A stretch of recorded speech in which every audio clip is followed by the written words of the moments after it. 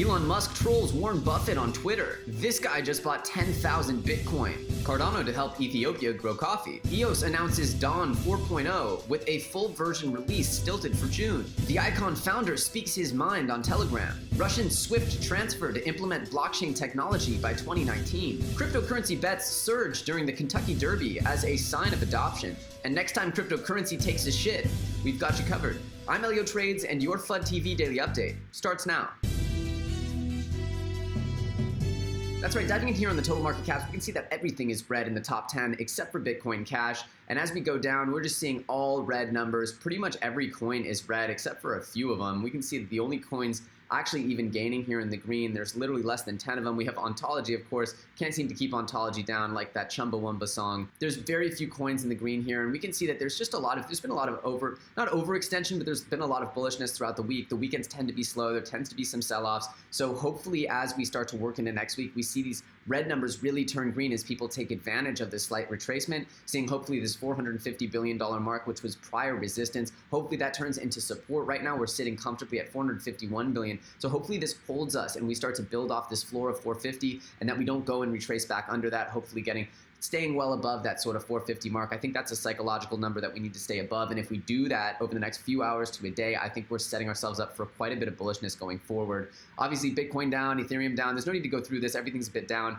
Let's move over to some headlines. Ta-da! In our lead news out of the day, we have word that Elon Musk is trolling Warren Buffett on Twitter. If you don't know much about Warren Buffett, you should know this. He's one of the most famous investors of all time, and he's known for having principles that truly guide his investment philosophy. He's also been extremely negative about cryptocurrencies, recently referring to Bitcoin as rat poison squared, while his partner Charlie Munger likened it to trading turds. One of Warren Buffett's most famous investment principles is the concept of moats.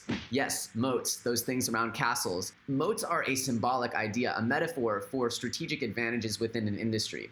And one of the industries that Warren Buffett notoriously loves more than anything is the candy industry, where notably they have a huge stake in See's Candies. And they consider See's Candy to have such a good reputation on the west coast of the United States that it's really unseatable from the candy crown, if you will. Well, Elon Musk decided to take this as a challenge. Elon Musk says, I'm starting a candy company and it's going to be amazing, which is like the first shots fired at Warren Buffett, if you're really paying attention. So he says, I'm really super serious. It just occurred to me that the plot of Willy Wonka is really messed up. Kinda is. But he continues down this road saying, just for the sake of argument, what do you wish for in a candy? And then follows up saying, crypto candy. So we know Warren Buffett thinks he's untouchable on candy. We know Warren Buffett doesn't like Bitcoin, doesn't like cryptocurrency, has been vocal against it. He's airing Warren Buffett out on the candy. He's airing Warren Buffett out on the crypto. He's definitely coming at Warren B, that's for sure. And in case you had any doubts about this, he goes ahead and he says it directly in the next tweet. Then I'm gonna build a moat, fill it with candy. Warren B will not be able to resist investing in Berkshire Hathaway kryptonite. He doesn't stop there. Saying you like moats is just a nice way of saying you like oligopolies. And what Elon is hinting at here is that Warren Buffett just wants to invest in safe things that are actually not really in consumers' interest. Oligopolies are not good for consumers. They're not good for markets. They give one company, one industry, one institution, or one entity too much control, or a small group of those entities too much control, as is the case with oligopolies. Reading through the tea leaves here, it's clear that Elon Musk doesn't respect this idea of playing it safe and going to sort of power structures that are unchallengeable. He prefers innovative approaches, new technologies, and it seems like he's not against cryptocurrency. It seems like cryptocurrency is starting to grow on Elon. It seems like we're getting more and more Elon in crypto, and now he's starting to see it probably as a disruptive force to these old powers. If he doesn't like Warren B and he doesn't like his investment strategies and he's using crypto as this way to troll him, then maybe we could see Elon Musk start to use crypto in some other ways. Maybe this means that Elon is going to start venturing deeper into the crypto world. We can only hope so. I personally am a big fan of Elon Musk, so I personally hope that he joins the blockchain army. Anytime, bro, you can come by, Elon. And this angel investor apparently just bought 10,000 Bitcoin. So this Chinese angel investor, Kai Wensheng, apparently achieved his personal goal of owning 10,000 Bitcoin. Good for you. And it just shows you the smart money, all the smart money is very bullish right now. I think after the next altcoin season, I don't think we're gonna get prices like this anymore. I think being bullish right now is a very strong strategy, and it seems like whenever I hear of very big smart money, they're extremely bullish on blockchain. I mean, all the biggest powers that be, the biggest investors in the world are dumping money into this industry right now. And I don't think those are the type of investors that like to lose. And in news about blockchain adoption, we have word here that Cardona is going to help Ethiopia grow its coffee. Essentially, this MOU explains that Cardona is going to be attempted to be implemented into the agri-tech sector here in Ethiopia, Charles Hoskinson explained that there were other problems that Cardona was seeking to solve here, such as land ownership issues in the developing world, where landowners are being kicked off their property for lack of accurate record keeping or lack of any record keeping. Countries like Rwanda, Kenya, Ghana, they're currently making strides with this, but he sees huge abilities for blockchain to record land registry information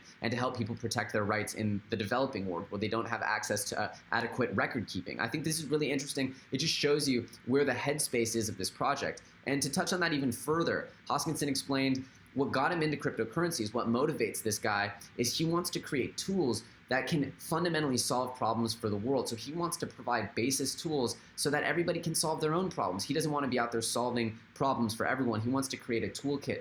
I really am a big fan of Charles Hoskinson's philosophy, and of course this is a good use case for Cardona.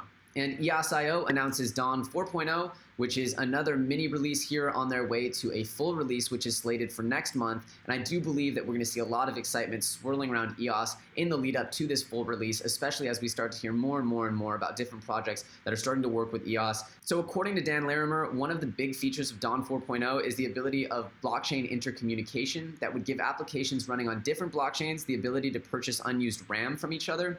Essentially multiple chains with independent memory regions running on independent hardware. Specifically, many applications will prefer the many-chain approach to scaling as it will lower overall costs and scale faster. So this is what EOS is talking about, essentially having the ability for chains to scale each other. So instead of scaling being, how can we take one chain and make it so scalable that we only need one chain, it's, oh, let's take one network and build infinite chains on it, and that way they all borrow from each other, and that's our scaling mechanism. I might be oversimplifying this here, and I don't want to oversimplify here, but essentially this ability for chains to intercommunicate throughout the EOS network and for them to borrow RAM from each other, processing power from each other, this is great. And this just shows you how they're planning to really use scalability as a foundation for all of their technology. That EOS is going to do what they're going to do here. If this is already working, EOS, super bullish on it, and we can only get more and more excited as we get closer to a full EOS release. And this was on Telegram the other day, but it got reposted all over Reddit. Essentially, the head of Ikon, the founder of Ikon, dropped this very powerful few paragraphs on the Telegram, essentially saying there's a ton of information that's non-public, and the people who know that information are not allowed to trade. There's no insider trading going on. They said that anybody who trades without official approval from the head of Ikon, if they're privy to special information about Ikon, can be fired if they don't approve every single trade. And it doesn't sound like they're approving trades here. It sounds like they're not approving trades. So essentially they're saying for the community, you will receive information when ready. We're not purposefully leaving some selected group of people in the dark. Those who have information internally cannot trade, buy or sell. Any employee that does trade needs approval from the top, and we take inside trading seriously and have policies. We're not a proof of concept. We have a live product running with 11 securities firms here in Korea. This isn't a joke. This isn't some concept. This isn't some startup. We are running, we are live, we have real stuff we're accomplishing, and so you'll get information when we're ready to share it. You don't ask NASA what they're secretly planning. You don't ask Tesla what they're secretly planning. You don't ask Apple what they're secretly planning. Of course they know what the iPhone 20 looks like, but you don't. You don't get to know that, and anyone who does know is not allowed to say. So this just shows us the level of professionalism is going up, up, up, and we can expect that the cryptocurrency industry is going to start leveling up and being as professional, having as high standards as we've come to expect with the rest of leading organizations in the world. And Russia just announced that they will be implementing blockchain technology in their international banking transfer system, essentially the equivalent of the SWIFT system, by 2019. We don't need to go too deep on this. It's a great story. We know that the SWIFT system is being upended completely. International remittances are going to be changed forever because of Ripple, Stellar, and the same blockchain projects, blockchain projects like this. We already know that MoneyGram, Western Union, they're all switching. So this is not very surprising, but it's worth knowing about. The whole world is moving in this direction. And at the Kentucky Derby, there was a true surge in cryptocurrency bets, just showing the swell of adoption, showing how these products are useful. They had some advantages of lower fees and more frequent withdrawals. So whether you're a gambler or not, it's important to realize cryptocurrencies just keep creeping into our society. Whether directly or indirectly, everyone in the world is about to start interacting with cryptocurrencies. And if this bear trend doesn't stop and crypto keeps going down, down, down into the shitter, Well, we've got you covered, fam, as we've got Bitcoin, Litecoin, and Ethereum toilet paper for your wiping pleasure. Hopefully we never need to use this, but we thought this was pretty funny, so we thought we'd share it with you anyway. Hope you guys enjoyed today's FUD TV update. Obviously, if you have anything to ask, any further comments, let's take this conversation down to the comment section. You guys know I love reading them. If you're new around here, you gotta subscribe to this channel, hit that bell notification, and you'll be made aware whenever we put out new episodes. It's Sunday. Enjoy your day. Love your lives. I'm Elio Trades, and I'll catch you very soon on the next episode of FUD TV.